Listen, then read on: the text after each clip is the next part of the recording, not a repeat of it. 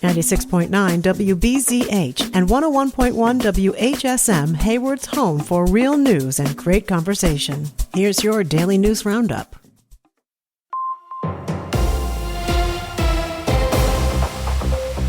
For WBZH and WHSM News, I'm Maddie Schaefer. The Sawyer County Highway Department is advising motorists about an upcoming road construction project beginning July 6th. Highway crews and contractors will begin roadway improvements on County Highway F from State Highway 48 to Little Sisibagma Road and on County Highway DD from County Highway F to the Washburn County line. The department says both roads will be closed to through traffic during construction but will remain open to local traffic only. Drivers should expect delays, loose gravel, construction equipment, flagging operations, and changing traffic conditions throughout the project area. The project includes pulverizing the existing pavement, base improvements, and asphalt paving to improve roadway safety and ride quality. The Hayward Muskie Festival has announced the two candidates competing for this year's Muskie Queen title. Annie, an incoming senior at Hayward High School, is involved in girls varsity soccer, National Honor Society, Spanish Club, Junior Class Board, and Character Education Club. She also volunteers with the Hayward Food Shelf, Salvation Army, and Lumberjack World Championships. After graduation, she plans to study marine biology at UW-Whitewater. Abby, an incoming junior at Hayward High School, is involved in Hayward and club volleyball, banner choir, National Honor Society, and Character Ed. She is also active in community service through Reading Buddies, the Shamrock Shuffle, and volleyball fundraising events. Abby plans to attend college and pursue a career in the medical field. The Muskie Queen program recognizes young women who demonstrate leadership, character, volunteerism, and a commitment to their community. Participants also compete for scholarships to support their education after high school. The Muskie Queen Scholarship Program crowning ceremony will be held Friday, June 26th at 6:30 p.m. at the Park Center. Popular Midwest comedian Charlie Behrens visited Chippewa Falls last weekend for a community event focused on data centers. James Kelly has more.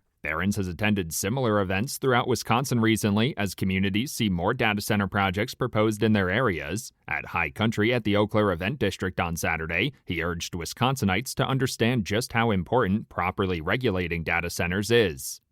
We are being mined for our data, and that we got to understand that and fight for protections for that, because without that, we're just a product.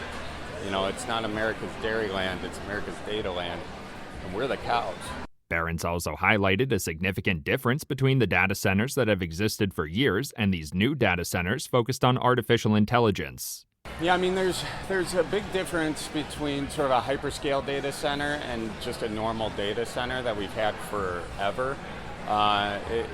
They're very different. One is they use different hardware, GPUs, which take more energy and more power, and of course these are hyperscale, which means they're massive.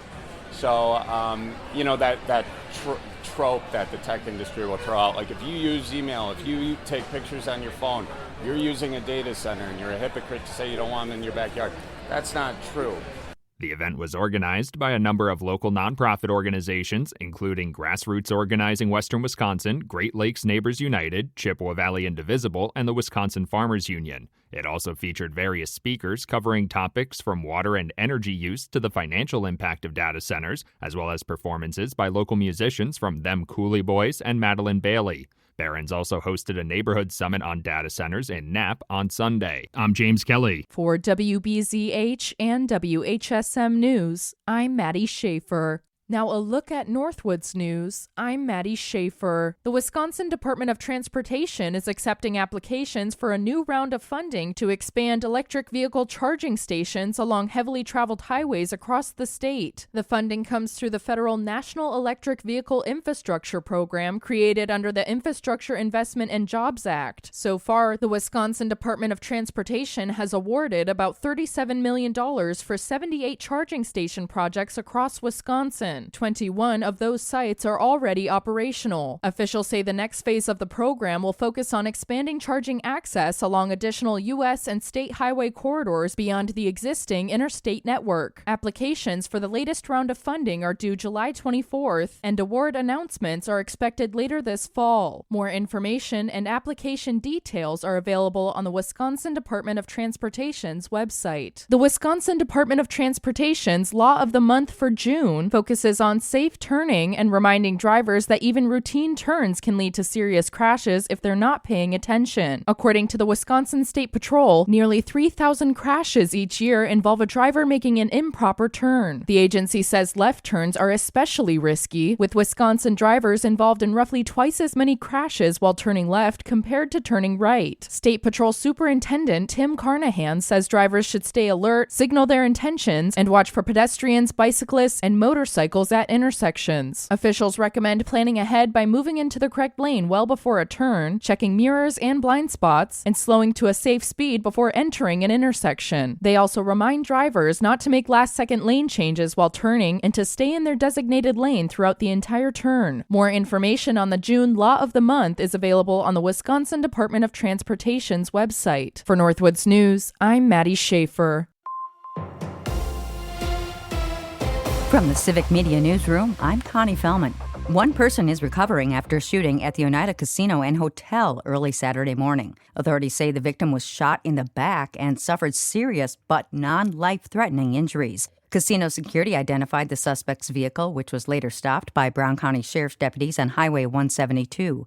The male suspect was taken into custody and could face charges, including attempted first-degree intentional homicide. Officials say the suspect is a family member of the victim. One person was killed and 3 others injured in a 2-vehicle crash in Fond du Lac County's town of Auburn Sunday morning. Sheriff's deputies say a passenger in one of the vehicles called 911 just before 8 a.m. to report the crash.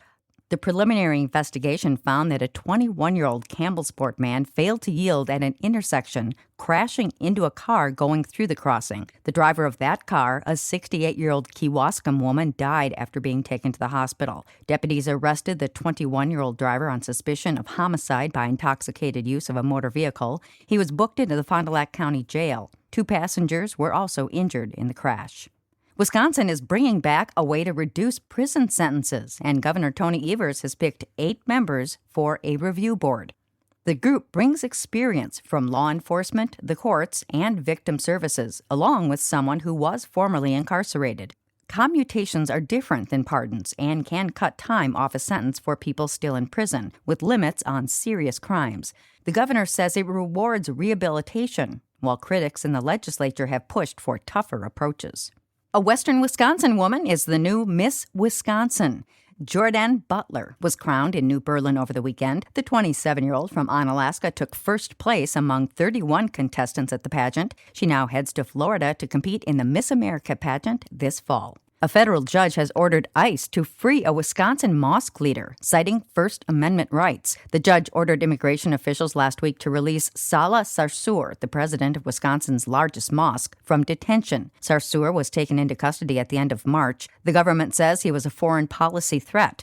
Sarsour claims he was being targeted for speaking out in favor of Palestinian rights. He was released from the Indiana County Jail where he was being held a few hours after the ruling and allowed to return to his Milwaukee home. A police chief is facing charges after a crash Friday night in Monroe. Authorities say Darlington Police Chief Siobhan Conway's vehicle left the roadway, struck a retaining wall, and was driven away despite sustaining heavy damage. Conway was injured in the crash and later arrested for first offense OWI. Additional citations include hit and run, failure to notify law enforcement of an accident, inattentive driving, and improper lane deviation. Conway is expected to appear in court at a later date, and Monroe police are leading the investigation. A Kenosha couple is asking the state Supreme Court to hear their Brewers 50-50 prize dispute, calling it a matter of statewide importance. The couple held the winning ticket worth $13,000 from a game in 2023. Officials say they did not meet the time requirements to claim their prize according to the rules, and they selected a new winning ticket. The couple sued, but circuit and appeals courts have sided with the Brewers. If the Supreme Court votes to take the case, a months-long review process will begin. We had the longest day of the year to celebrate Dad yesterday. Father's Day fell exactly on the summer solstice this year, something that only happens once every 5 or 6 years, making it a double special occasion. And that's your state news update. I'm Connie Fellman for Civic Media News. From worst to first. Hi, I'm Mike Clemens with sports. Racing, 24-year-old Christian Lundgaard from Denmark went from last place after the first lap to taking the checkered flag at Road America in Elkhart Lake, Wisconsin, winning the IndyCar Grand Prix race. Christian, at the end of lap 1, did you think you'd be standing here today? I knew we had a chance. I knew how this race panned out last year, and to turn this around, I got to thank the team for that. It's Lundgaard's third career win, his second this year. Baseball, the Brewers in Cincinnati tonight to take on the Reds. The Crew remains in first place after beating the Braves Sunday 9-4 in Atlanta. Lefty Robert Gasser getting his first win in 2 years after going through Tommy John surgery. In today's game doesn't mean you pitched great or you didn't, but for Gas to give us 6 the way he did and get stronger as the game went on, we challenged him after the first and second inning. We challenged him, and he took it well, and he did a good job. That's Brewers manager Pat Murphy. With sports, I'm Mike Clemens. It is going to be mostly sunny today with a high right around 73 this afternoon. Tonight, partly cloudy, will drop into the mid to upper 40s, and then tomorrow, partly cloudy with a late day shower or thunder shower, and a high tomorrow right around 74. I'm meteorologist Sean Cable. That's your Hayward News Roundup from WBZH and WHSM. Find more news anytime at wbzh.fm/news. Subscribe to this podcast on Spotify, Apple, or wherever you find your podcasts.